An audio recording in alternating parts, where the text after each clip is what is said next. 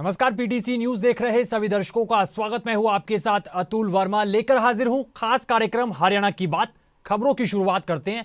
हरियाणा के मुख्यमंत्री मनोहर लाल ने संत शिरोमणि गुरु रविदास जी की जयंती पर उन्हें नमन किया है और प्रदेशवासियों को गुरु रविदास जयंती की शुभकामनाएं भी दी है। मुख्यमंत्री ने ट्वीट करते हुए गुरु रविदास को याद किया। अपने ट्वीट में सीएम मनोहर लाल ने लिखा, संत शिरोमणि गुरु रविदास जी ने समाज को एकजुट रखने का काम किया। समाज को श्रद्धा, भक्ति, समानता और करुणा का मार्ग दर्शाने वाले संत शिरोमणि गुरु रविदास जी की जयंती पर मैं उन्हें आदर पूर्वक नमन करता हूं। उनके महान विचार मानव के दृढ़ चरित्र निर्माण का मार्ग प्रशस्त करते हैं। ऐसे में उनका अनुसरण जरूर करना चाहिए। फरीदाबाद में चल रहे सूरजकुंड मेले में बीती शाम पहले वीकेंड पर दर्शकों की भारी भीड़ देखने को मिली। वहीं मेले में पहुंचे केंद्रीय राज्य मंत्री बीएल वर्मा ने सूरजकुंड मेले का भ्रमण किया और मेले की जमकर तारीफ की। इस दौरान मंत्री बीएल वर्मा ने प्रधानमंत्री नरेंद्र मोदी की नीतियों और मुख्यमंत्री मनोहर लाल के प्रयासों की जमकर सराहना की। मंत्री बीएल वर्मा ने हरियाणा सरकार का धन्यवाद करते हुए कहा कि उन्हें खुशी है और उनके लिए गर्व की बात है कि इस बार सूरजकुंड मेले में थीम स्टेट नॉर्थ ईस्ट को रखा गया है और इससे नॉर्थ ईस्ट की कला और संस्कृति भी पूरे विश्व में आगे बढ़ेगी। वहीं उन्होंने लोगों से और ज्यादा संख्या में सूरजकुंड मेले में पहुंचने और हस्तशिल्पकारों की कला देखने की अपील की। देखिए, सूरजकुंड मेला में मुझे आने का सौभाग्य मिला और जिस तरह से मैंने मेला की भव्यता और दिव्यता को देखा है, यहाँ पर हमारे नॉर्थ ईस्ट के सारे 8 स्टेट के यहाँ पर मेले में जिस तरह से अलग अलग दुकानें 60 के आसपास लगी हैं, वहाँ की कल्चर को दर्शाया गया है। किस स्टेट की क्या चीज़ बहुत ज़्यादा प्रसिद्ध है और तो उसको हम देख रहे हैं। मैं कह सकता हूँ कि माननीय प्रधानमंत्री मोदी जी का जो इस तरह से नॉर्थ ईस्ट को लेकर के विज़न है और नॉर्थ ईस्ट को वो अष्टलक्ष्मी कहते हैं और जब तक इन 8 राज्यों का डेवलपमेंट नहीं होगा तब तक विकास की रफ्तार पर देश नहीं जा सकता।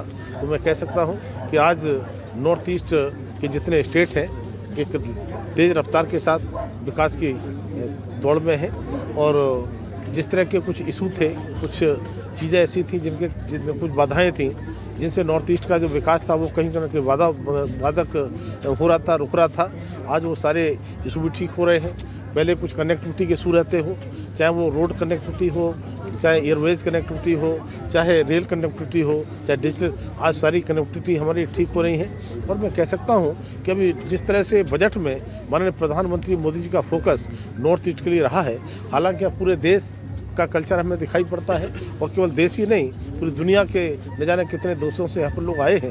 तो कम से कम नॉर्थ ईस्ट जिस तरह से आगे बढ़ रहा है इस मेलों के माध्यम से, और जहाँ पर अपनी अपनी कला का प्रदर्शन जिस तरह से देखने को मिल रहा है, वहाँ के किस स्टेट के कौन कौन से आइटम बहुत ज़्यादा प्रसिद्ध हैं, तो पूरे देश में वो आइटम यहाँ से जाएंगे। हरियाणा के डिप्टी सीएम दुष्यंत चौटाला का कहना है कि प्रदेश में इलेक्ट्रिक वाहनों को बढ़ावा देने के लिए एसीएस स्तर के अधिकारियों को इलेक्ट्रिक वाहन मुहैया करवाए जाएंगे। इसके लिए विभागीय स्तर पर कार्रवाई शुरू कर दी गई है और सरकारी स्तर पर भविष्य में ई वाहनों की ही खरीद की जाएगी। चंडीगढ़ में आयोजित green mobility electric vehicles expo में खास तौर पर पहुंचे डिप्टी सीएम दुष्यंत चौटाला ने कई कंपनियों के इलेक्ट्रिक व्हीकल्स के मॉडल का अवलोकन किया। दुष्यंत चौटाला ने कहा कि हरियाणा सरकार ने इलेक्ट्रिक वाहनों को बढ़ावा देने और राज्य में ईवी वाहनों को अपनाने के लिए हरियाणा इलेक्ट्रिक वाहन नीति बनाई है, ताकि हरियाणा को इलेक्ट्रिक मोबिलिटी विकास और इलेक्ट्रिक वाहनों के निर्माण के लिए एक वैश्विक केंद्र बनाया जा सके। उन्होंने कहा कि चंडीगढ़ का ये एक्सपो उत्तर भारत का पहला ऐसा एक्सपो है जो लोगों को ई मोबिलिटी की ओर बढ़ावा देगा। एक्सपो में कमर्शियल वाहनों के इलेक्ट्रिक मॉडल एक अच्छी शुरुआत है और हरियाणा के गुरुग्राम, फरीदाबाद जैसे मेट्रो शहरों में भी इसी तरह के ई एक्सपो जल्द लगाए जाएंगे, ताकि हरियाणा के लोग भी ग्रीन मोबिलिटी की ओर बढ़ सके।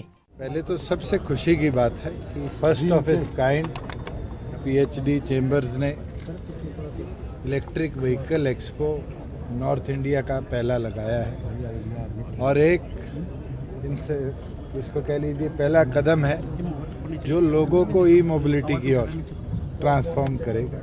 आज यहाँ पर देश में मैन्युफैक्चर्ड गाड़ियों से लेकर इंपोर्टेड गाड़ियाँ, कमर्शियल व्हीकल्स तक भी इलेक्ट्रिक मॉडल्स में इनने डिस्प्ले करे हैं। और ये एक अपॉर्चुनिटी है चंडीगढ़ के आम नागरिक को आकर देखने की, जो ग्रीन मोबिलिटी की ओर एक कदम में इस एनवायरनमेंट का साथ देगा। अगर ओवरऑल कॉस्टिंग और 10 साल की यूटिलाइजेशन को कंपेयर करें तो जितना खर्चा हम पेट्रोल डीजल मेंटेनेंस में लगाते हैं उससे कम हम इलेक्ट्रिक व्हीकल्स के अंदर यूटिलाइज कर सकते हैं।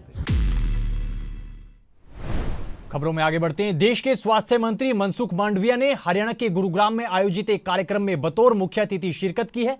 इस दौरान केंद्रीय स्वास्थ्य मंत्री ने प्रधानमंत्री नरेंद्र मोदी की नीतियों और मुख्यमंत्री मनोहर लाल के फैसलों की जमकर सराहना की। वहीं गौतम अडानी के मामले पर प्रतिक्रिया देते हुए केंद्रीय स्वास्थ्य मंत्री मनसुख मांडविया ने कहा कि मोदी सरकार किसी भी तरह से कोई परेशानी में नहीं है और ना ही हमने कोई गलत काम किया है, लिहाजा ना हम परेशान हैं और ना ही LIC और SBI पर किसी तरह का कोई संकट है। वहीं बजट में किसानों के लिए हुई कई घोषणाओं पर उन्होंने कहा कि सरकार न केवल स्वामीनाथन आयोग की सिफारिशों पर काम कर रही है बल्कि MSP पर किसानों की फसल की भी खरीद कर रही है। अडानी जी को लेकर आजकल सत्ता से सवाल पूछे जा रहे हैं, तो क्या कुछ मुश्किलें झेलनी पड़ रही हैं सर? हमें कोई मुश्किल है ही नहीं। मुश्किल उसको होता है जो कुछ गलत करता है। सरकार का काम कर रही है। नहीं, RBI ने गंभीर सवाल खड़े किए हैं। LIC जो है वो धरातल पर जाने को तैयार है।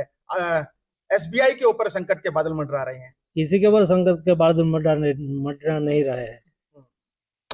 सर यूक्रेन से यूक्रेन से जो छात्र वापस लाए गए हैं उनके भविष्य को लेकर सरकार क्या कर रही है? सरकार ने बहुत कुछ किया है।